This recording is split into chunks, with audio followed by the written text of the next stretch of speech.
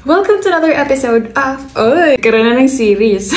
Karoon na ng series ang ate mo, girl. Welcome to another episode of Ritz It, Lengko de Gato. Ang Lengko de Gato na meron sa akin ngayon is ito, Baguio Family. Maraming mga brands. Merong Ricos, merong Tamtamcos. Comment nyo dyan kung ano yung favorite ninyong brand ng Lengko de Gato. Yun yung next natin na subukan.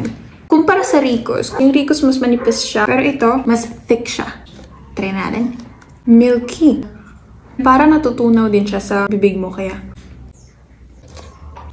Hindi naman siya ganun katamis. Sakto lang. Malalasahan mo yung milkiness niya. May milk ba to? Wala tong milk. Kinain mo para siyang powdered milk. Bagay to sa may mga sweet tooth. Ang creamy, ang milky. Pero yung tinignan ko sa kanyang ingredients, wala siyang milk. Flour, sugar, butter, and shortening lang. 250 grams na yung ganito. Pili ko lang to ng 70 pesos. Ulit, marami na siya.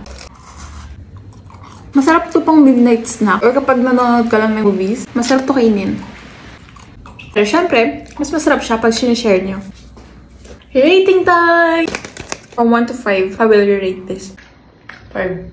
Yeah, masarap talaga to. So ako din, 5. Kayo, anong favorite nyong Baguio Pasalubong?